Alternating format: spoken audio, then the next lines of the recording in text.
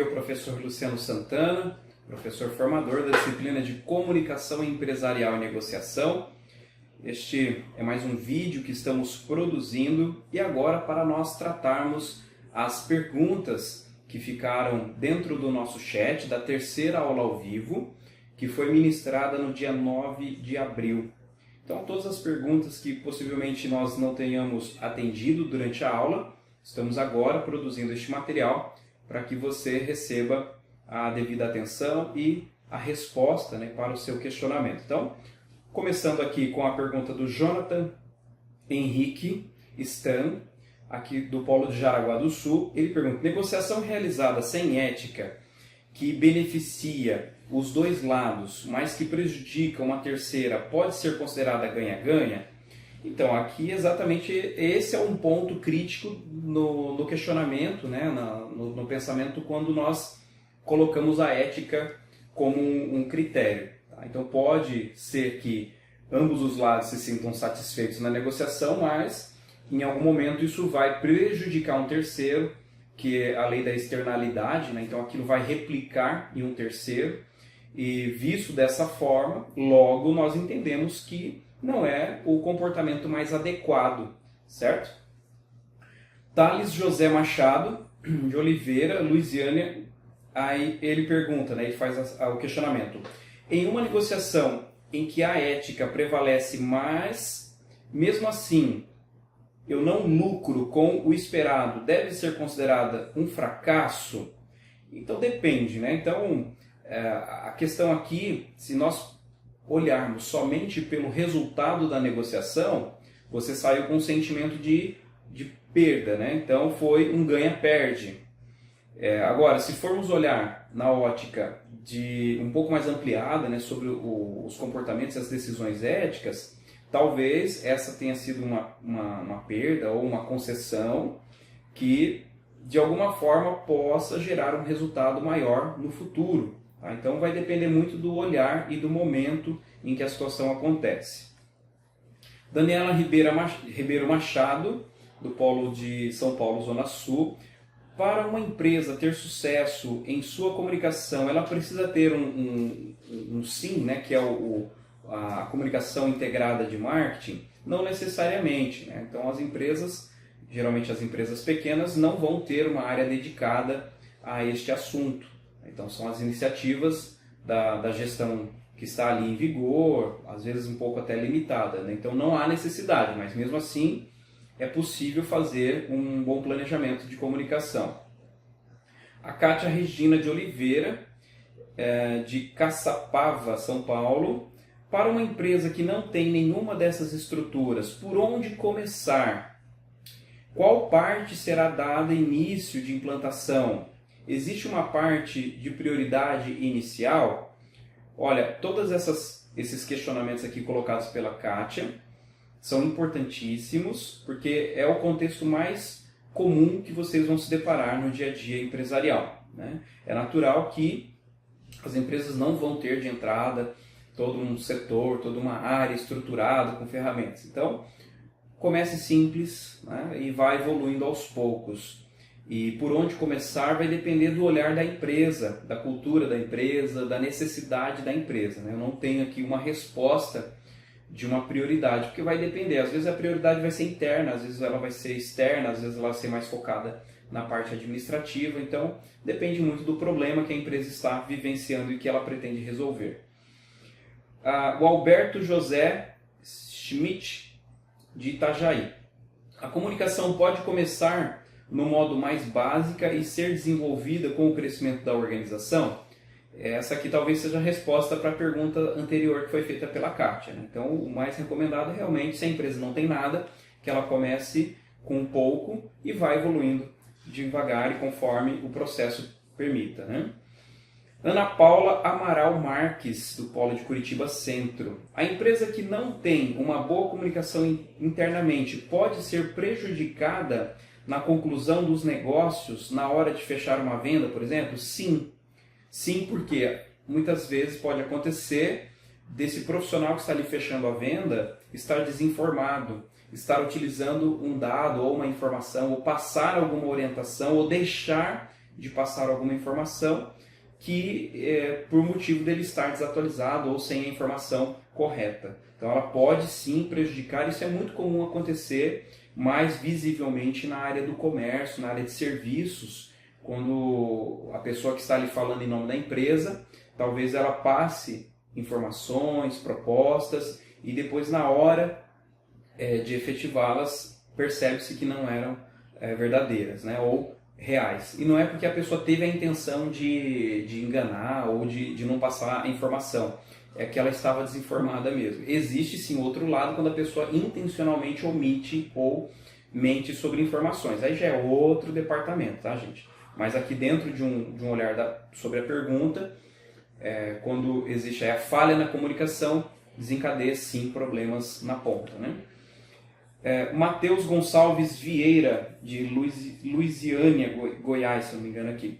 Uma empresa que tenha uma loja virtual para ter sucesso precisa que tipo de comunicação para alavancar suas vendas? Olha, aqui, para uma empresa que é exclusivamente virtual, você vai utilizar uma comunicação pautada aí nos recursos digitais, né, nos meios digitais. Tá? E aí você vai usar captura de leads, né, que seriam interessados, criar um funil de vendas, toda estratégia. Eu até deixei esse livro aqui, acho que eu trouxe na primeira aula de vocês, é um livro que fala exclusivamente sobre negócios digitais, inclusive a parte da comunicação com os clientes. Tá? Então, deixo aqui mais uma vez, tá? A indicação desse livro que é muito bom. Tá? Então ele fala tudo sobre como montar uma página no Facebook, como se comunicar, como elaborar um e-mail, de forma que esse e-mail, né, e-mail marketing, que ele traga ao seu cliente. Né? O Mauro Sérgio Soares, qual o primeiro passo para se aplicar as técnicas de comunicação interna e externa? Então acho que aqui muito parecida com uma pergunta anterior, não existe aí assim, um passo a passo ou um método infalível, né? O que eu sempre recomendo é o diagnóstico. O primeiro passo que seria o quê? O levantamento de necessidades, a observação dos problemas da empresa, para que vocês tenham aí uma base do que fazer e por onde começar. Então, isso tudo é muito relativo e depende muito da cultura da empresa e dos problemas que essa empresa está enfrentando, o número de pessoas envolvidas, o segmento, enfim, a velocidade com que as coisas acontecem. Então tudo isso vai impactar diretamente em como ou qual estratégia utilizar para iniciar. O Ângelo Gabriel Berlese, de Cascavel, Paraná. Como convencer um gestor de que a comunicação não é despesa, mas sim alavancagem e desenvolvimento? Assim, a linguagem mais utilizada, né, para nos comunicarmos com empreendedores, com acionistas, com aqueles que tomam decisão e vão sempre ter um olhar pautado no resultado, pautado na lucratividade da empresa, é também utilizar esse conceito, né, do resultado, do retorno, o quanto esse investimento vai gerar de número de novos clientes e esses clientes possivelmente possam converter em venda, em receita para a empresa. Esse é um argumento, é uma linha de raciocínio que é importante ser seguida nesses casos. Tá joia? Vamos avançando aqui, segunda parte. O Marcos Rafael de Souza Gonçalves, de Imbituva, Paraná. Como gerenciar a crise sem prejudicar muito o faturamento e a imagem da organização? Essa é uma pergunta que, se descobrirmos a resposta, possivelmente vamos ganhar muito dinheiro, certo? Por quê? Porque depende da crise, depende da imagem da empresa, depende do impacto que essa crise possivelmente vai gerar. Infelizmente, Marcos, eu não tenho assim, uma resposta, né? Eu não tenho como te dizer de que forma gerenciar a crise. Porque cada crise é uma crise, cada problema vai ser um problema, e aí é necessário então o olhar sobre o contexto, as pessoas, o perfil, né, da empresa, para daí começar a pensar estratégias de combate a essa crise. Tá? Essa é a orientação que eu posso deixar. Tá? Infelizmente não temos aí uma metodologia própria para isso, né, ou já preparada. Viviana Teixeira França Castro, de Pará de Minas. O marketing em uma empresa é o mais importante para que a empresa tenha boas vendas? Não necessariamente. Você fazer o marketing ou fazer uma divulgação e a empresa não estar preparada para receber o cliente, talvez seja um péssimo negócio. Porque você fazer uma divulgação, você faz uma campanha, divulga, faz um folder, faz um outdoor, faz mídia em rádio, etc. E você traz o cliente para o seu negócio e aí a sua empresa não está preparada para atender esse cliente, então vai ser um tiro no pé, né? Então nem sempre só o marketing resolve. O marketing tem a capacidade, né, o potencial de trazer, sim, de chamar a atenção e trazer clientes. Agora, né, a empresa precisa estar preparada. O Ricardo Roberto da Silva, Caxias do Sul. Como medir o excesso de comunicação, organização e público-alvo? Olha, aqui eu parto sempre do meu próprio comportamento, né? Uma das coisas que eu percebo sempre são a minha caixa de e-mail, por exemplo. Tá? Então, a minha caixa de e-mail, às vezes você assina uma página, né? Você tem ali algum contato que você quer, talvez uma informação, e uma vez por semana, duas, dependendo do conteúdo, aí tem uma frequência maior, tem uma frequência menor, é aceitável, né? Agora, talvez mandar todos os dias, uma certa redundância, repetindo e repetindo, então acaba possivelmente se tornando um incômodo, tá? E aí SMS é a mesma coisa, e outros recursos, né? WhatsApp e tal. Então, a frequência vai depender naturalmente do que está sendo comunicado. Talvez é um período de pico, vamos supor, é uma Black Week, né? uma semana de ofertas, e aí você vai comunicar, ou um período aí dentro da área de vocês de fechamento de folha, de pagamento, ou talvez aí de fechamento do período de declaração do imposto de renda. Então você vai intensificar as comunicações, né? E por quê? Para chamar a atenção do seu cliente, né? Daquele que vai receber a comunicação, para o assunto. Então vale aí esse investimento, essa intensificação. Mas do contrário, é sempre muito interessante ter um bom senso, né? Ter um bom senso para dosar a quantidade de impactos que nós vamos gerar. Marlan Alessandro Dias Furtado. Hoje são muitos empresários e diretores de empresas envolvidos em corrupção. Faltou ética ou sobrou esperteza? Olha, as oportunidades, um conceito que eu sempre coloco, né, que todos nós somos éticos aos olhos, né, da sociedade até o momento em que nós tenhamos a oportunidade de ter que decidir entre permanecer ético na nossa conduta ética ou nos permitir corromper, né? Então, as oportunidades, elas vão aparecer sempre. E então acho que eu acredito, né, que é muito mais uma questão de perfil, né, corrupto mesmo, de você se permitir a isso, né, do que esperteza, né? Esperteza no sentido aí de levar uma vantagem agora e tal, tirar, né, de usufruir aí de um bem que não lhe pertence, assim por diante. Então eu vejo muito mais como característica da própria pessoa, né? Tiago da Cunha, Novo Hamburgo. Na comunicação e negociação não existe uma teoria pronta para salvar em uma situação constrangedora de uma instituição, né? Se realmente não existe uma receita pronta, acho que eu até comentei anteriormente, cada situação vai ser uma situação, cada problema vai ser um problema e vai exigir estratégias diferentes. O Thales José Machado Oliveira, de Luisiânia. Qual a melhor forma de negociação?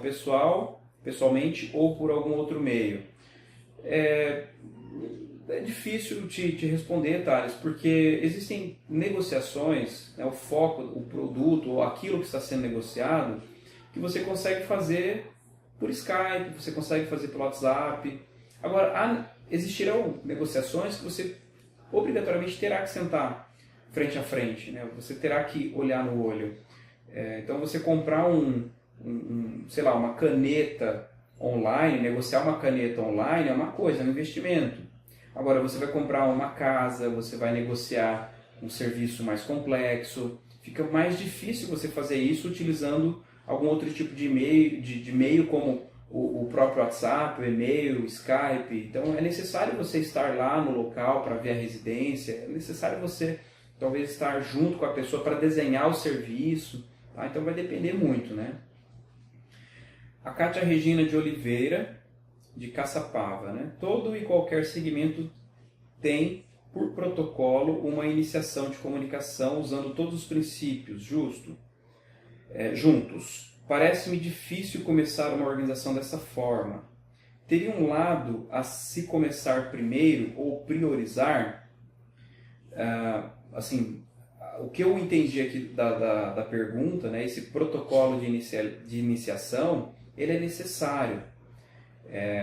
Agora, o fluxo desse protocolo, quem define pode ser a própria empresa, a própria gestão, né, por onde começar, qual o volume de conteúdo, de informação. Então, isso tudo a empresa tem autonomia para decidir, né? Já tive a oportunidade de trabalhar na construção de processos de integração, que seriam esses protocolos, né?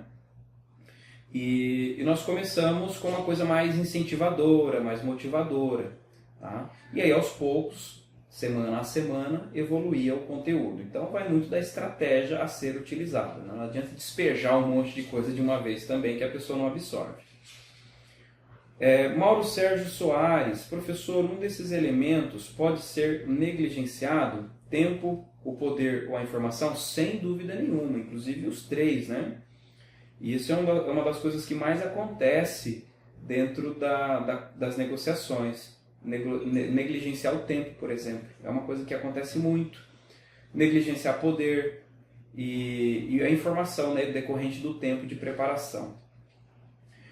O Ângelo Berlese, como lidar com colegas de trabalho que rejeitam qualquer tipo de negociação ou cooperação? Faça perguntas, viu, Ângelo?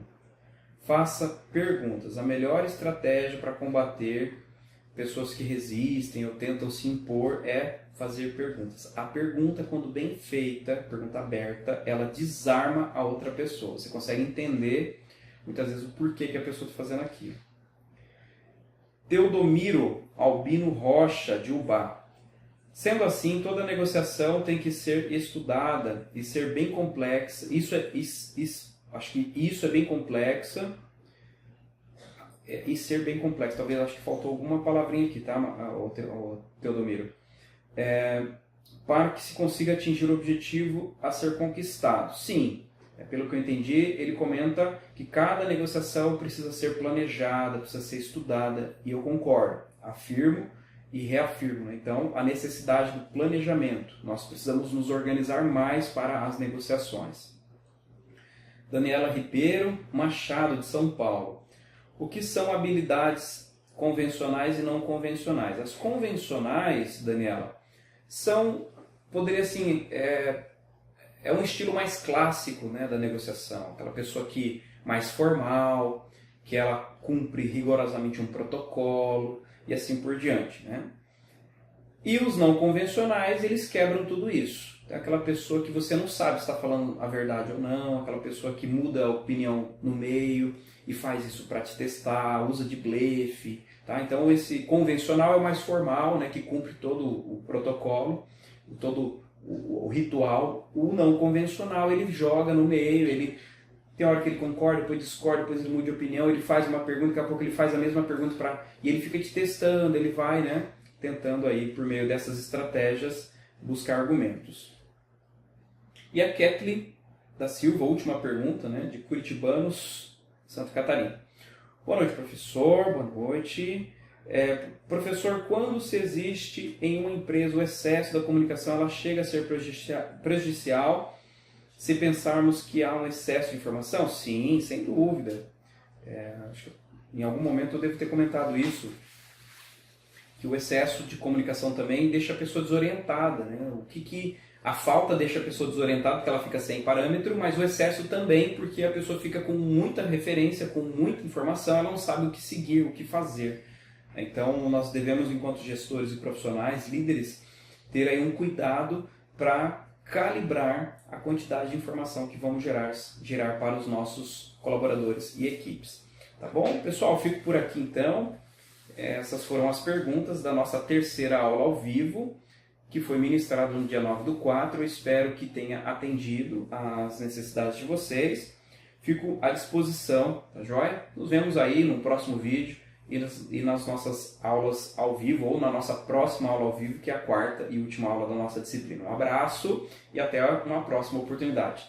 Tchau, tchau, gente.